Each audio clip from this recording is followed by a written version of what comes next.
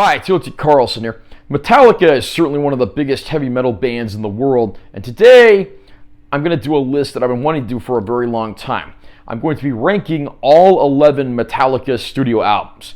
Now, this is only their full-length studio albums of original material. I'm not including cover albums, compilations, singles, EPs, live albums, or anything like that. Just the core 11 studio albums. I'm also not including collaborations, so of course the Lulu album will not be making the cut here.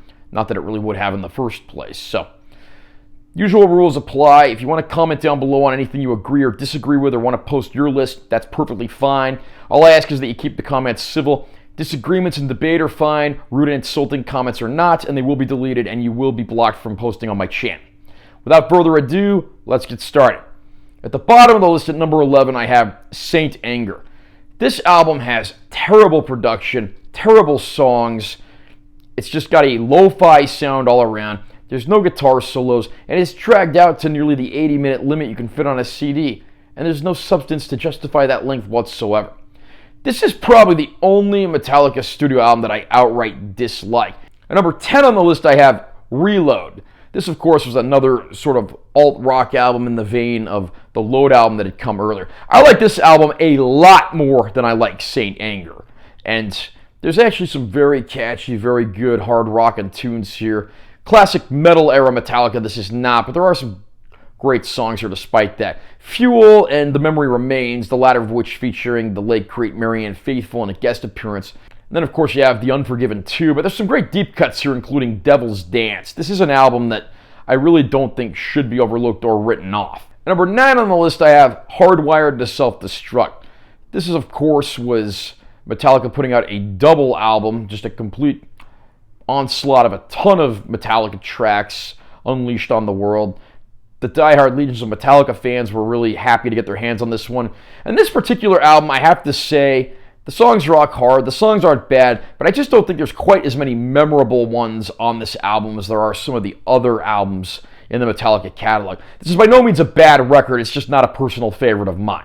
At number 8 on the list, I have Load. This, of course, the one that came right before Reload. This was when the band came back after a 5-year hiatus, and suddenly their look is totally different, their sound is totally different.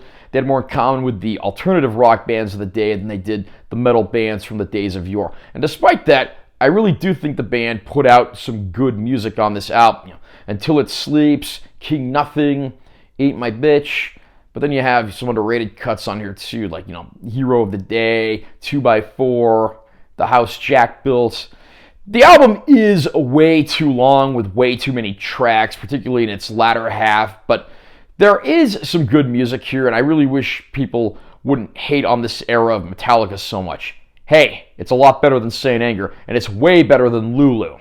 At number 7, I have Death Magnetic. This, of course, was the album that followed up Saint Anger, coming out about 5 years later. And this is where Metallica really went back to being a metal band. This time they hooked up with producer Rick Rubin, and the album does feel somewhat underproduced as a result, but it still sounds, again, way better than Saint Anger did. There's some great songs on this one.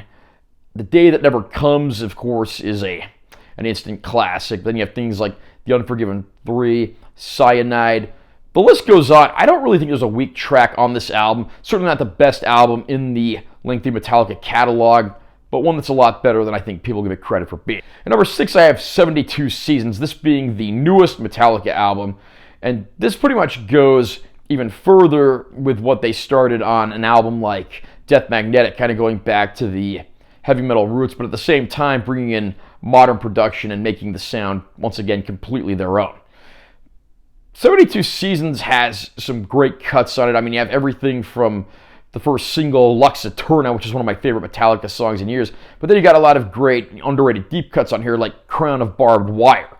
This album really came out of nowhere, but Metallica fans certainly were not disappointed. I know I wasn't. Number 5 on the list, I have And Justice for All, this being the first album the band put out following the death of bassist Cliff Burton. This album's been ridiculed a lot for its lower quality production and a lack of audible bass. It was also Jason Newsted's first album with the band. And the sound on this album, of course, this is where the band, I think, started to see that they needed to kind of tighten their sound if they ever wanted to achieve mainstream success.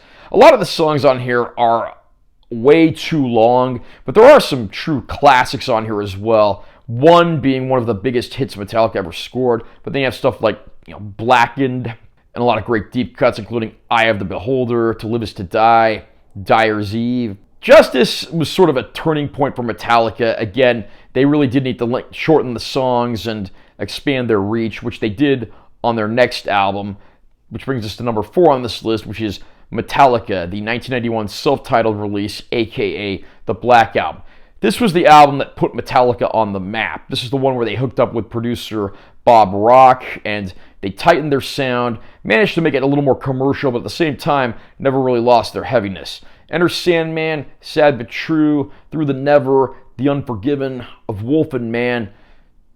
So many great tracks on this one, and it's no surprise that many fans of Metallica call this their favorite album in the catalog. Not necessarily my personal favorite, but I understand that this is the album that brought the band the mainstream success that they'd so long been longing for, and it was well deserved.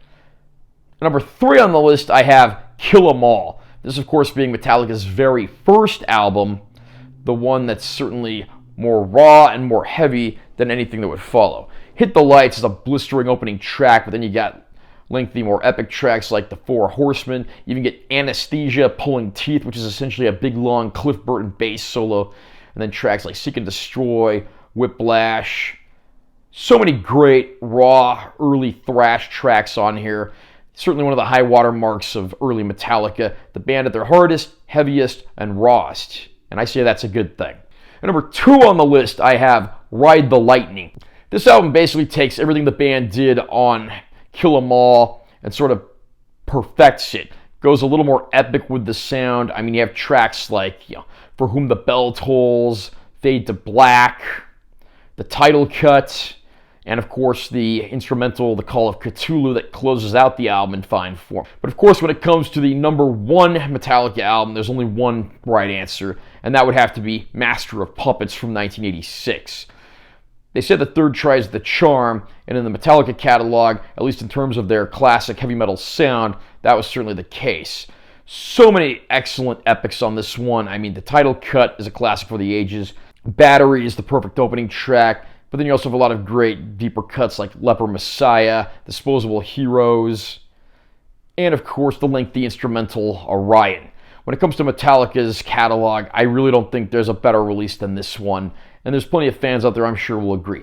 How about you? What do you think the best Metallica album is? What do you think the worst Metallica album is? How would you rank their albums? Comment down below and let me know what you think. Again, I'd love to see your lists. All I ask is that you keep the comments and such civil down there. And also make sure you subscribe to my channel because I'm always posting new videos. And remember to give this one a like if you found it helpful. I'm T. Carlson. See you next time.